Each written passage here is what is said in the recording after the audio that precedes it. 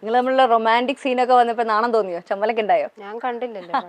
എന്നാലും അതിന്റെ വീഡിയോസ് ഒക്കെ കണ്ടില്ലേ മൊബൈലിലൊക്കെ പാട്ടൊക്കെ വന്നപ്പോ? ചമ്മലൊക്കെ ഉണ്ടോ? എന്തെങ്കിലും പറഞ്ഞോ ഇത്താ? ഇത്ത ഒന്നും പറഞ്ഞിട്ടില്ല. ഇത്താക്കൊക്കെ സന്തോഷമാണ്, കാണാൻ കാത്തിരിക്കുവാണ്. ഉപ്പയുടെ ലൈഫിൽ അനുഭവിച്ച ഈ ഒരു അനുഭവം, അതിനെ പറ്റിയിട്ടുള്ളത് മനസ്സിലാക്കിയത് ഏത് പ്രായത്തിലാണ്? ചെറിയ കുഞ്ഞായിരിക്കുമ്പോഴാണല്ലോ സംഭവം നടന്നത്. ഞാൻ നോവൽ ഇറങ്ങി കഴിഞ്ഞിട്ടാണ് ഇത് അറിയുന്നത്. നോവൽ വായിച്ചപ്പോഴാണ് സംഭവങ്ങളൊക്കെ. ആണല്ലേ? മക്കടുത്തൊന്നും പറഞ്ഞിട്ടൊന്നുമില്ല എല്ലാ സംഭവം.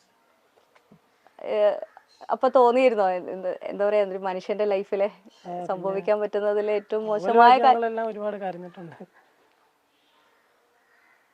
അവനാദ്യം പിന്നെ വേറെ ഞാൻ നിന്നപ്പോഴും അവൻ പറയും നമുക്ക് ഇനി ഇവിടെ നിന്നാ മതി, എന്തിനാ ചോദിച്ചിട്ടുണ്ട്. ഇക്ക അവിടുന്ന് ഇത്രയും വലിയ ഇതിലും വലിയ മോശമായിട്ട് സംഭവിക്കാൻ ഒന്നുമില്ല. അത് കഴിഞ്ഞിട്ട് തിരിച്ചങ്ങോട്ട് പോവാനുണ്ടായ ഒരു കാരണവും അതിന് കിട്ടിയ ധൈര്യം എങ്ങനെയാണ്? അത് ഒരുപാട് വീഡിയോയിലൊക്കെ ഇതിനകത്തൊക്കെ ഞാൻ പറഞ്ഞിട്ടുള്ളതല്ലേ. പിന്നെ അതിനുള്ള ധൈര്യം കിട്ടിയെന്ന് പറഞ്ഞാൽ, പോകാനുള്ള ധൈര്യം കിട്ടിയെന്ന് പറഞ്ഞാൽ, ഞാൻ ആ പോകുമ്പോൾ 5 സെൻറ്റ് സ്ഥലമുള്ളത് വിറ്റിട്ടാണ് ആദ്യമായിട്ട് ഞാൻ പോകുന്നത്. അപ്പോൾ പോയിട്ട് ഒരു റിയാൽ പോലും എനിക്ക് അവിടെ നിന്ന് കിട്ടാതെ ഞാൻ തിരിച്ചു വന്നു. തിരിച്ചു വന്നപ്പോൾ മോന് നേരം 2 വയസ്സ് കഴിഞ്ഞു. മോന് ജ്യേഷ്ഠൻ്റെ കൂടെ അപ്പുറം താമസിക്കുന്നില്ല, അവരോട് ഒന്നിച്ച് താമസിക്കുന്നു. പിന്നെ ഇവിടെ 5 വർഷം നിന്നപ്പോൾ ഒരു കുട്ടിയും കൂടെ ആയി, ഇപ്പോൾ 2 ആയി. പിന്നെ നമുക്ക് എവിടെയെങ്കിലും 5 സെൻറ്റ് സ്ഥലം ഒരു വീടൊക്കെ വെച്ചിട്ട് മാറണ്ടേ, അല്ല ഇത് നമ്മുടേതായിട്ടൊരു കുടുംബം വേണ്ടേ. അങ്ങനെ ഇരിക്കുമ്പോഴാണ് ഇതുപോലെ എൻ്റെ ഭാര്യയുടെ ആങ്ങള ബഹ്റൈനിലുണ്ട്. അപ്പോൾ അളിയനെ വിളിച്ചിട്ട് ഇതുപോലെ പറഞ്ഞു, അളിയ ഇതിന് നിന്നാലെങ്ങനെ, അപ്പോൾ ജോലി ചെയ്താൽ എന്തെങ്കിലും നമ്മൾ അന്നന്ന് കഴിഞ്ഞു പോത്തല്ലേ ഉള്ളൂ, എൻ്റെ എവിടെയെങ്കിലും 5 സെൻറ്റ് സ്ഥലം വീടൊക്കെ വാങ്ങിക്കണ്ടേ. അപ്പോൾ അതുകൊണ്ട് ഞാനൊരു ഫ്രീ വിസ എടുക്കുന്നുണ്ട്, എടുത്തു തരാം, അതിന് കയറി വരാൻ പറഞ്ഞു. അന്നേരം എൻ്റെ ഭാര്യ പറഞ്ഞു വേണ്ട, ഇനി നമുക്കുള്ളത് കൊണ്ടൊക്കെ ജീവിച്ചാൽ മതി, പോകണ്ട എന്നൊക്കെ പറഞ്ഞാണ്. അന്നേരം എനിക്ക് പോകണ്ട എന്നുള്ള ഇതില്ല. കാരണം അന്നേരം പിന്നെ നമ്മുടെ മനസ്സിൽ ഇതല്ലേ, ഇപ്പം നമ്മൾ കൂലിപ്പണി ചെയ്താൽ കിട്ടിയ അന്നത്തെ ചിലവിനുള്ള കാശ് അതങ്ങ് കാര്യങ്ങളൊക്കെ നടന്നു പോകും. അത് നമുക്ക് പിന്നെ മിച്ചം വരത്തില്ല. അപ്പം അതുകൊണ്ട് എന്തായാലും ഇപ്പം എൻ്റെ അളിയൻ്റെ അടുത്തേക്കല്ലേ ഇനി പോകാൻ പോകുന്നത്. അപ്പം അതുകൊണ്ട് അങ്ങനെയുള്ള ഇത് മരത്തില്ല എന്നുള്ളൊരു ഉറപ്പുണ്ടായിരുന്നു. അതുകൊണ്ടാണ് അങ്ങനെ പോയത്. അങ്ങനെ പോയി അവിടെ ചെന്നിറങ്ങി. പിന്നെ അളിയൻ്റെ റൂമിൽ 2-3 ദിവസം താമസിച്ച്. അളിയൻ്റെ ഒരു കൂട്ടുകാരനാണ് സുനിൽ. ഈ കഥ പുറത്തോട്ട് പറയാൻ കാരണം എന്ന് പറഞ്ഞാൽ, എനിക്കൊരു ജോലിക്ക് വേണ്ടി ഞാൻ പുള്ളിയെടുത്ത് ചെല്ലുന്നു. അപ്പോൾ പുള്ളിയുടെ ഒരു ജോലിയുണ്ട്. അന്നേരം പുള്ളി പറയുന്നത് ഞാൻ ആ ജോലി ചെയ്യത്തില്ല. അന്നേരമാണ് ഞാൻ പറഞ്ഞത് ഞാൻ ചെയ്തവരുള്ള ജോലി ലോകത്താരും ചെയ്ത് കാണത്തില്ല. അതുകൊണ്ട് അന്നേരം പുള്ളി പറഞ്ഞത് എന്ത് ജോലിയാണെന്ന് ചോദിച്ചപ്പോഴാണ് ഈ കഥ പറയാൻ തുടങ്ങി. കഥ പറഞ്ഞു കഴിഞ്ഞപ്പോൾ അയാൾക്ക് ആപ്പാട് വല്ലാതെ ഇതായിപ്പോയി. അങ്ങനെ പെട്ടെന്ന് കുഴപ്പമില്ല, ഞാൻ പെട്ടെന്ന് ജോലിയൊക്കെ ശരിയാക്കി തരാം. 2-3 ദിവസത്തിനകം US നേവിക്കകത്ത്, അമേരിക്കൻ നേവിയാണ്, അതിനകത്ത് പാസ്സൊക്കെ റെഡിയാക്കി തന്ന് എനിക്ക് പറ്റിയ ഒരു പണി, ഞാൻ ചെയ്യത്തില്ലെന്ന് പറഞ്ഞ പണി എനിക്ക് സ്വർഗം കിട്ടിയ പോലൊരു പണിയായിരുന്നു. ആ പണി ഞാൻ 20 വർഷം ചെയ്തു. 20 വർഷം ചെയ്തിട്ടാണ് ആ വരുന്ന സമയം വരെയും ചെയ്ത് ആ ഒറ്റപ്പണി തന്നെ ചെയ്തിട്ടുള്ളത്. പണിയെന്ന് പറഞ്ഞാൽ ആക്രി മടക്കുന്ന പണിയാണ്. റോഡിൽ അവിടെ നടന്നത് US നേവിക്ക് അകത്ത്, അല്ല പുറത്തൊന്നും അല്ല, അവരുടെ ക്യാമ്പിൽ തന്നെ ബിന്നുകളൊക്കെ വെച്ചേപ്പോണ്ട്. അതിനകത്ത് നിന്ന് അലൂമിനിയം പ്ലാസ്റ്റിക് ഒക്കെ സെപ്പറേറ്റ് ക്ലീൻ, എല്ലാത്തിനും ഓരോ ബിന്നുകളാണ് വെച്ചേക്കുന്നത്. കച്ചറ ഇടുന്ന ബിന്ന് വേറെ, പ്ലാസ്റ്റിക് ഇടുന്നത് വേറെ, അലൂമിനിയം ഇടുന്നത് വേറെ. അപ്പോൾ അതിൽ നിന്ന് നമ്മൾ അലൂമിനിയം പ്ലാസ്റ്റിക്കും മാത്രം എടുത്ത് വേർതിരിച്ചിട്ട് വേറെ കവറിനകത്ത് കെട്ടി എന്നിട്ട് വേറെ കവറിട്ട് കൊടുക്കൽ, ഇതൊക്കെ ആയിരുന്നു പരിപാടി. എൻ്റെ ഇഷ്ടത്തിനുള്ള പരിപാടി. പ്രശ്നങ്ങളൊന്നും ഇല്ല, ആരും ചോദിക്കാനൊന്നുമില്ല, നീ അത് ചെയ്തില്ലല്ലോ ഇത് ചെയ്തില്ലോ ഒന്നും ചോദിക്കാനില്ല. എനിക്ക് അന്ന് അവിടുത്തെ അനുഭവം വെച്ച് നല്ല അടിപൊളി ആൾക്കാരുമായിട്ട് എപ്പോഴും സംസാരിച്ച് നടക്കലൊക്കെയാണ് ജോലി. ഈ പണിയൊക്കെ കഴിഞ്ഞ് അങ്ങനെ ബെന്യാമി സാറിൻ്റെ സുനിലിൻ്റെ സാറിൻ്റെ കൂട്ടുകാരാണ് ബെന്യാമി സാർ. ബെന്യാമി സാർ അവിടെ ജോലി ചെയ്യുന്നത്, US നേവിക്കകത്ത് തന്നെ വേറെ ഒരു കമ്പനി. എന്നുവെച്ചാൽ ഇതെല്ലാം 2-3 കിലോമീറ്റർ ദൂരത്തിലുള്ള ഒരു ഇത് അതിനകത്താണ്. അപ്പോഴ് പ്രവാസികളുടെ ഒരു കഥ എഴുതാൻ കാത്ത് നടക്കുമായിരുന്നു. അപ്പോൾ ഞാനന്നേരം സുല്യാർ എന്ന് പറഞ്ഞ് കാര്യങ്ങൾ പറഞ്ഞപ്പോൾ പുള്ളി പിറ്റേന്ന് പോലെ എൻ്റെ അടുത്ത് വന്ന് ഇങ്ങനെയൊക്കെ സംഭവിച്ചു കാര്യം ഞാൻ പറഞ്ഞ്. എന്നാലും ഞാൻ പറയും എന്തിനാ ഇനി ഞാൻ അനുഭവിച്ചാൽ ഞാൻ അനുഭവിച്ചു, ഇനി കഥയൊന്നും എഴുതുന്നില്ല അങ്ങനെ എന്നൊക്കെ പറഞ്ഞ് അതൊക്കെ എഴുതി മാറിയതാണ്. പിന്നെ അന്നേരം എനിക്ക് നമ്മളെ പിന്നെ ആ കാര്യം ചിന്തിക്കേണ്ട ആവശ്യമില്ലല്ലോ, അതുകൊണ്ട് പറയേണ്ട അതുപോലെ മാറിയതാണ്. പിന്നെ സുല്യാട്ടിനെ കൊണ്ട് നിർബന്ധമില്ല. പിന്നെ ഞാനിത് ഓരോ ദിവസം ചിരിച്ച് എൻ്റെ അടുത്ത് വരും, പറയും, പോവും, പിന്നെ പിറ്റേന്ന് വരും, അങ്ങനെ പറയും. അങ്ങനെ കുറച്ച് നാളിലെടുത്താണ് ഈ കഥ പറഞ്ഞു തീർത്തത്. അങ്ങനെ കുറച്ച് നാളുകൊണ്ട് ഈ കഥ പറഞ്ഞ് പുള്ളി എഴുതുമ്പോൾ ഞാൻ അത് കഥ പറയുമ്പോഴും എനിക്ക് ബുക്ക് ഇങ്ങനെ പ്രകാശനം ചെയ്യുമെന്നോ ഒന്നും ഒരു ഇതൊന്നും മനസ്സിലില്ലായിരുന്നു. പിന്നെ കുറച്ച് നാൾ കഴിഞ്ഞപ്പോൾ ഈ ബുക്ക് പ്രകാശനം ചെയ്ത് ബഹ്റൈനിൽ വെച്ചായിരുന്നു പ്രകാശനം ചെയ്തത്. അപ്പോൾ പക്ഷത്തെ ബുക്ക് എനിക്കാണ് തരുന്നത് അവിടെ വെച്ച്, ആദ്യത്തെ ബുക്ക്. അപ്പോൾ അത് ഞാൻ വായിച്ച അപ്പോൾ എനിക്ക് ഭയങ്കര ഇതായിരുന്നു അന്നേരം കഥ വായിച്ചൊക്കെ. പിന്നെ കേരള സാഹിത്യ അക്കാദമി അവാർഡ് കിട്ടുമ്പോഴാണ് ഒന്നുകൂടെ അത് വലിയ ഇതാണ്. ഈ സിനിമയാകാൻ പോകുന്ന പോലുള്ള പബ്ലിസിറ്റി അന്നാണ് അവിടെ വെച്ച് ഒരുപാട് പരിപാടിക്ക് പങ്കെടുക്കാനും. ഞങ്ങൾ രണ്ടുപേരാണ് എല്ലാ പരിപാടിക്കും പോയതും ഒക്കെ. അന്നുപോലെയാണ് നമ്മൾ എന്നെ നല്ലപോലെ സ്നേഹിക്കുകയും ചെയ്യുന്നുണ്ട്. എല്ലാ കാര്യങ്ങളും ഞങ്ങൾ നമ്മളിലാണ് പറയുന്നതൊക്കെ. ഇവിടെ പരിപാടി ഉണ്ടെങ്കിൽ എന്നെയും കൊണ്ടാണ് പോകുന്നത്. ഏറ്റവും വലിയ വിഷമം ഈ ഒരു സൗഹൃദം തകർക്കാനുള്ളൊരു ശ്രമം നടക്കുമ്പോഴാണെന്ന് തോന്നുന്നു അല്ലേ? ഒരു മനസ്സിന് ഭയങ്കര വിഷമം. ഇപ്പം ഞങ്ങൾ വരുന്ന സമയത്തും ഇക്കൊക്കെ ഒരു ഭയങ്കര ടെൻഷൻ ഉണ്ടായിരുന്നു, നമ്മൾ പ്രശ്നങ്ങളിലേക്കാണോ ഈ ഇന്റർവ്യൂവും പോകുന്നതെന്ന് അറിയാൻ അല്ലേ? ഇല്ല, നമ്മളിപ്പോ ഇപ്പോൾ ഒരു 10-300 യൂട്യൂബുകാരെയും ചാനലുകാരും എല്ലാവരും എനിക്ക് വന്നത് ഒരു ഇപ്പോഴാണ് ഇത് നിർത്തുന്നത്. മറ്റേന്ന് പറഞ്ഞാൽ ഇവിടെ അടുത്തടുത്തൊക്കെ ചോദിച്ചു നോക്ക്, ഇവിടെ അവിടെ പടിഞ്ഞാറൊക്കെ മൊത്തം ആണ് ഈ ഒരു യൂട്യൂബുകാരും ചാനലുകാരും ഇങ്ങനെ വന്ന്. നമ്മൾ ആരെയും ഇതുവരെ വെറുപ്പിച്ച് വിട്ടിട്ടില്ല. എല്ലായിടത്തും നമ്മുടെ അനുഭവങ്ങളെ കുറിച്ച് പറഞ്ഞിട്ടുണ്ട്. നിങ്ങളൊക്കെ കേട്ട് കാണുമായിരിക്കും.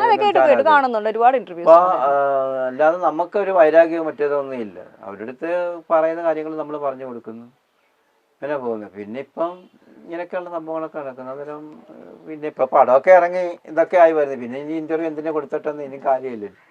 ഇന്റർവ്യൂ എടുത്തതുകൊണ്ടാണ് കുറച്ചൊക്കെ ഇത് എല്ലാവരും അറിയാനും പറ്റും, ഇപ്പം നല്ല രീതിയിൽ ഓടാനും എല്ലാം കാരണം. ഈ ഒരു എന്താ പറയുക, പ്രശ്നങ്ങളൊക്കെ നടക്കുന്നുണ്ടെങ്കിലും നമ്മളുടെ ലൈഫ് ആൾക്കാരിലേക്ക് എത്തുകയാണ്. നമ്മൾ പേരും പ്രശസ്തിയും എന്നൊക്കെ പറയുന്നത് എല്ലാവരും ആഗ്രഹിക്കുന്ന ഒരു കാര്യമാണ്. നമ്മൾ ചില സമയത്ത് നമ്മളുടെ സന്തോഷത്തിൻ്റെ കഥകളായിരിക്കാം നമ്മളെ പ്രശസ്തിയിലേക്ക് എത്തുക. പക്ഷേ ചേട്ടൻ്റെ ഇക്കടെ ലൈഫിലെ ഏറ്റവും മോശമായ കാര്യം അല്ലെങ്കിൽ മറക്കാൻ ആഗ്രഹിക്കുന്ന കാര്യമാണ് അല്ലെങ്കിൽ നമ്മൾ സാധാരണക്കാരൊരു ആഘോഷമാക്കി ഒരു സിനിമയായി കാണുന്നത്. ആ സമയത്ത് ഇങ്ങനെ തോന്നുന്നു, അയ്യോ ഞാൻ വീണ്ടും വീണ്ടും എനിക്കിനി കാണുമ്പോൾ എൻ്റെ വിഷമം എനിക്ക് മറക്കാനുള്ള ഒരു അവസ്ഥ ഇല്ലല്ലോ എന്ന് അങ്ങനെ തോന്നുന്നുണ്ടോ? അല്ല, ഇപ്പൊ ഈ പടം കൂടെ ഒക്കെ കണ്ടപ്പോൾ ഓരോ രാജ്യങ്ങളും മൊത്തം കാണുമല്ലേ, അപ്പോൾ അതുകൊണ്ട് സന്തോഷം തന്നെ ഉണ്ട് ഇപ്പോഴും. നമ്മൾ മറക്ക എന്ന് പറയുന്നത് നമ്മൾ ഈ അന്ന് ഞാൻ വേറെ വെച്ച് കഥ പറയുമ്പോൾ ഞാൻ മറക്കാനായിട്ടുള്ള ഇതായിരുന്നു. പക്ഷെ അന്നേരം എനിക്ക് എഴുതണമെന്നുള്ള ഇതൊന്നും ഇല്ലായിരുന്നു. പിന്നെ ബെന്യാമിൻ സാറിപ്പോൾ അത് എഴുതിയത് കൊണ്ടാണ് ലോകം മൊത്തം അറിയാനും നമുക്ക് ഇപ്പം എനിക്ക് പോകാൻ പറ്റാത്ത സ്ഥലങ്ങളിലൊക്കെ ഒരുപാട് സ്ഥലത്ത് പോകാനും ഒക്കെ സംഭവിച്ചത്. ഇപ്പം ഞങ്ങൾ ഇനി 2-3 ദിവസത്തേക്കുള്ള ഞങ്ങളിപ്പോൾ ഇതുപോലൊരു പിന്നെ സ്മാർട്ട് ട്രാവൽസുകാർ ദുബൈയിൽ ഞങ്ങളെ ഫാമിൻ്റെ മൊത്തം കൊണ്ടുപോവാണ്. അങ്ങനെയൊക്കെ ഇതെല്ലാം ഇതുകൊണ്ടൊക്കെ തന്നെയല്ലേ ഒരു സെലിബ്രിറ്റിയായി മാറിയല്ലേ ഇപ്പൊ? ശരിക്കും പറഞ്ഞു കഴിഞ്ഞാൽ ഉദ്ഘാടനങ്ങളൊക്കെ ഉണ്ട്. ഇപ്പൊ ഒരുപാട് ഉദ്ഘാടനങ്ങളും. ഇന്നലെ പായ്പാട് ചുണ്ട ഞാൻ ഉദ്ഘാടനം ചെയ്തു. പായ്പാട് ചുണ്ട പുതിയത് വള്ളം ഇത് ഇറക്കുമായിരുന്നു. അപ്പൊ ഇന്നലെ രാവിലെ അവിടെ പോയത് ഞാനായിരുന്നു ചെയ്തത് ഒക്കെ. അപ്പൊ ജനങ്ങൾ മൊത്തം ഇപ്പൊ ഇത് നമ്മുടെ സെൽഫി എടുക്കാനും മറ്റേനും മറിച്ചതിനും ഒരു എന്ന് അമ്പലത്തിൽ ഇന്നലെ പോയിട്ട് അമ്പലത്തിലും അതുപോലെ തന്നെ. നമ്മള് കുറെ നമുക്ക് വിലപ്പെട്ട ഒരുപാട് കാര്യങ്ങൾ ഇല്ലാണ്ടാവുമ്പോഴാണ് നമുക്ക് ശരിക്കും മനസ്സിന് ആവശ്യമുള്ളത് എന്താണ്, അല്ലെങ്കിൽ നമ്മുടെ ശരിക്കുള്ള ഇഷ്ടങ്ങൾ എന്താണ്, ആഗ്രഹങ്ങൾ എന്താണെന്ന് മനസ്സിലാവും. അപ്പം ലൈഫിലെ ഏറ്റവും മോശമായ അവസ്ഥ കഴിഞ്ഞ് തിരിച്ചെത്തിയ സമയത്തായിരിക്കും എനിക്ക് ലൈഫിൽ വേറെ ഒന്നുമില്ല, ഇത് മാത്രം മതി.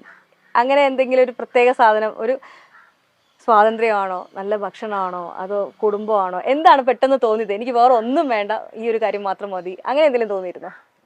തോന്നിയിട്ടുണ്ടെന്ന് പറഞ്ഞാൽ ഞങ്ങളുടെ കുടുംബമായിട്ട് നമ്മൾ സന്തോഷത്തോടെ ഇവിടെ തന്നെ എന്തെങ്കിലും ഒരു ഓടിപ്പണി ചെയ്ത് നല്ല സന്തോഷത്തോടെ ജീവിക്കണമെന്ന് മാത്രമാണ് എനിക്ക് തോന്നിയിട്ടുള്ളത്.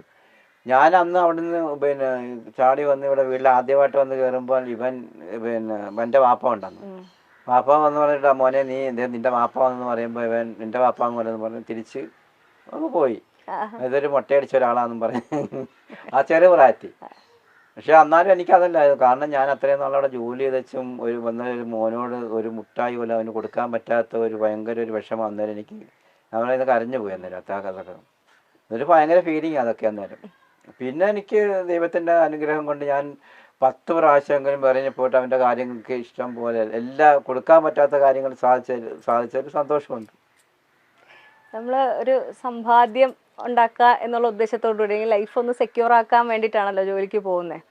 എല്ലാ കഷ്ടപ്പാടുകൾക്കും ഒടുവിൽ ആ ഒരു ചെറിയ സമ്പാദ്യമെങ്കിലും ഉണ്ടാക്കാൻ സാധിച്ചോ? ലൈഫ് ബഹ്റൈനിൽ പോയി കഴിഞ്ഞാണ് ഈ 5 സെന്റ് സ്ഥലം ഈ വീടും മേടിക്കുന്നത്. ഈ വീടല്ലേ? ഈ വീട് എൻ്റെ മകളെ കല്യാണം കഴിച്ച് വിട്ട് എൻ്റെ ബാധ്യതകളെല്ലാം കഴിഞ്ഞ് പിന്നെ നമ്മൾ ഇവിടെ എന്തെങ്കിലും കൂലിപ്പണി ഇങ്ങനെ ജീവിച്ച് ഞങ്ങൾ പോവാണ്. പിന്നെ ഇപ്പഴും അവന് ഇതുപോലെ ഇവിടെ ഉണ്ടായിരുന്നു, ഇപ്പോഴും പണിക്ക് പോകുന്നുണ്ട്. എപ്പോഴും പോകുന്നത്. ഇപ്പൊ ഈ പടം റിലീസായാലും പിന്നെ ഇതുവരെ പോകാൻ പറ്റിയിട്ടില്ല, തിരക്ക് തിരക്ക് കാരണം പോയിട്ടില്ല. ആ പിള്ളേരൊക്കെ വിളിക്കുവാണ്, ഇക്കാ വരണം, അങ്ങനെയാണ് ഇങ്ങനെയാണെന്ന് ചോദിച്ച് ഇന്നും വന്ന് വിളിച്ചു. എന്ത് പണിക്കാ പോകുന്നത്? വല അതെ അതെ. കണ്ടിട്ടുണ്ട്. ഇന്ന് ഒരു മീനെ കൊടുത്തു വിട്ടില്ല, അവര് പിള്ളേരെ പിടിച്ചിട്ട് പിടിച്ചിട്ട് ഇന്നും കൊടുത്തു വിട്ടു. അവരുടെ ഇതുവരെ പൈസ കൊടുത്ത് ഞാൻ മീൻ മേടിച്ചിട്ടില്ല. ഇപ്പൊ അതില് പിന്നെ അവരുടെ അവിടെ പോയില്ല, പിന്നെ നേരെ ഫ്രണ്ടില് കടലാണ് കേട്ടോ. അതെ അതെ അതെ, അത് തന്നെ. കടലിനോട് ഭയങ്കര ഇഷ്ടമാണോ? കടലിനോട് ഇഷ്ടം, കടലല്ലേ നമ്മുടെ ജീവിതം.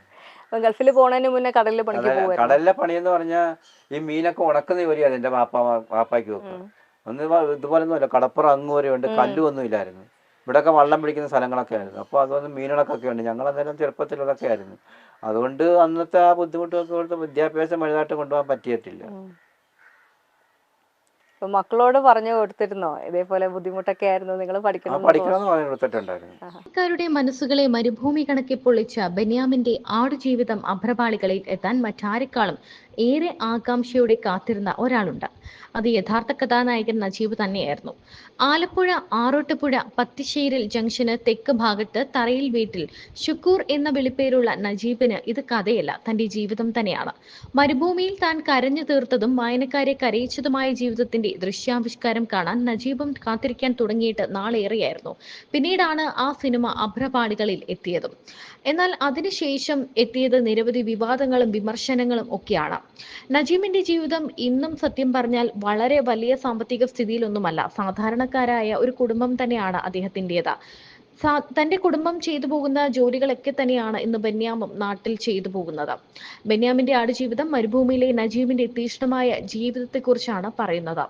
നായകനായ നജീബ് പിന്നീട് ഒരിക്കലും കടൽ കടക്കില്ലെന്നായിരിക്കും വായനക്കാർ വിശ്വസിക്കുക. എന്നാൽ താങ്ങാനാകാത്ത ജീവിത പ്രയാസങ്ങൾ നജീബിനെ വീണ്ടും മണലാരണ്യങ്ങളുടെ നാട്ടിൽ എത്തിച്ചു എന്നതാണ് കഥയുടെ ബാക്കി പത്രം. പിന്നീട് അവിടെ ജീവിച്ചു തീർത്തത് 2 പതിറ്റാണ്ട് കാലമാണ്. ഒടുവിൽ മരുഭൂമി സമ്മാനിച്ച കനലും കുളിരും മനസ്സിൽ ബാക്കി വെച്ച് നീണ്ട കാലത്തെ പ്രവാസ ജീവിതം മതിയാക്കി നജീബ് നാടണയുകയും ചെയ്തു. ഇപ്പോഴും ജീവിതത്തിന്റെ രണ്ടറ്റം കൂട്ടിമുട്ടിക്കാൻ നജീബ് നാട്ടിൽ കൂലിപ്പണി ചെയ്യുകയാണ്. തന്റെ ജീവിതം അഭ്രപാളികളിൽ എത്തുമ്പോഴെങ്കിലും ദുരിതക്കയത്തിൽ നിന്നും കരകയറാൻ കഴിയും എന്ന പ്രതീക്ഷയിലാണ് നജീബ്. പ്രവാസ ജീവിതത്തിലേക്ക് കാലെടുത്തു വെച്ച് സൗദി അറേബ്യയിൽ 2 വർഷത്തിലേറെ കാലം അനുഭവിച്ചു തീർത്ത ആടുജീവിതം മനസ്സിന്റെ വിങ്ങലായി ഇന്നും അവശേഷിക്കുമ്പോൾ, 2ാം ഘട്ടത്തിൽ ബഹ്റൈനിൽ കഴിഞ്ഞ 2 പതിറ്റാണ്ട് മനസ്സിന് കുളിരാണ് സമ്മാനിച്ചതെന്നാണ് നജീബ് പറയുന്നത്. അവിടെ വെച്ചാണ് ബെന്യാമിൻ തന്റെ ജീവിതകഥ പകർത്തുന്നത്. കഥയ്ക്ക് ശേഷം ചുട്ടുപൊള്ളുന്ന പ്രവാസ ജീവിതത്തിലേക്ക് എടുത്തെറിയപ്പെട്ട നൂറുകണക്കിന് ഹതഭാഗ്യരുടെ പ്രതീകമായി നജീബ് മാറി. എന്നാൽ ഈ കഥയിലെ പല സാധനങ്ങളും പല കഥകളും തന്റെ യഥാർത്ഥ ജീവിതത്തിൽ നടന്നതല്ല എന്ന വസ്തുത കൂടി നജീബ് തുറന്നു പറയുന്നുണ്ട്. കഥാകാരന്റെ ഭാവനയും ഇതിൽ ഉൾപ്പെടുത്തിയിട്ടുണ്ട്.